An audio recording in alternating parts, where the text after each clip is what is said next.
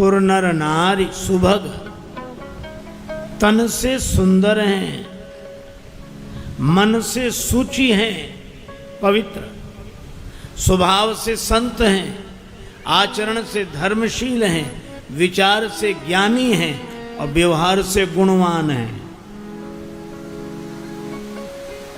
है? जहां इतने शुभ आचरण वाले लोग रहते हों वहां अकाल पड़ जाए, आश्चर्य।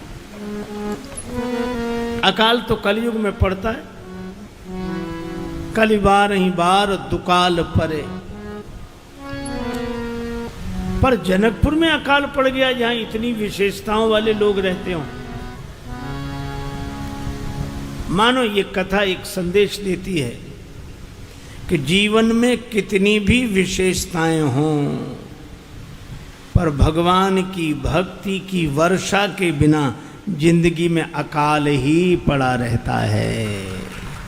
जिंदगी रूखी सूखी रहती है, क्योंकि वर्षा ऋतु रघुपति भगति, भगवान की भक्ति ही वर्षा ऋतु है। जब बादल छा जाते हैं तो वर्षा होने लगती है। और इसी तरह मैं कह रहा हूं,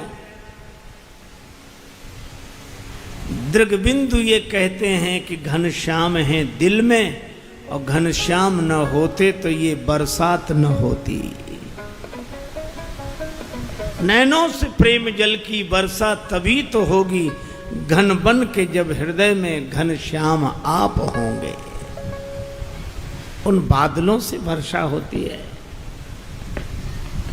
वर्षा ऋतु रघुपति भगति, और जनकपुर में वर्षा नहीं हो रही। ज्ञान का प्रकाश है पर भक्ति की वर्षा नहीं हो रही।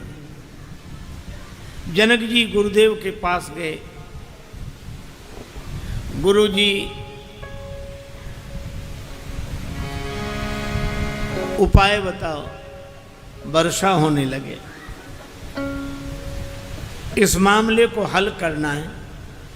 गुरुदेव ने कहा हल करना है तो आप महारानी सुनैना मिलकर हल चलाओ। अब यह भी कितना सुंदर संकेत है। किसी उलझे हुए मामले को सुलझाने को हम हल बोलते हैं कि हल करो, इस मामले को हल करो, यही हल चलाना है। और जनक जी अकेले न चलाएं, अपनी नित्य संगनी सुनैना सुविशेषण सूक्ष्म दृष्टि के साथ और सुमति की भूमि पर विचार का हल चलाएं, तो हल का फल कभी कभी घट से टकरा जाता है। अब घट शब्द में श्लेष है। घट हृदय को भी कहते हैं, घट घड़े को भी कहते हैं। विचार जब तक हमारे हृदय को नहीं छुएगा तब तक भक्ति प्रकट होगी ही नहीं।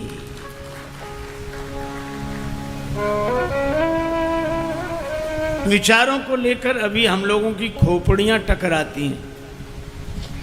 उसका नाम है खोपड़ी। खो दिया है इसीलिए तो पड़ी है। हृदय चाहिए। खोपड़ी से विचार का संबंध हो तो भक्ति नहीं जागती। जब विचार हृदय में प्रवेश करता है तो भक्ति प्रकट होती है। और भक्ति की पहचान क्या प्रकट हो गई? भक्ति की पहचान यही कि वर्षा होने लगे। श्री जानकी जी के प्रकट होते ही जय मिथिलेश लली मैया, जय मिथिलेश लली, जय मिथिलेश लली मैया, जय मिथिलेश लली। कृपा रावरी जा पर, कृपा रावरी जा पर था कि भक्ति फली, जय मिथिलेश लली, जय मिथिलेश लली मैया, जय मिथिलेश लली।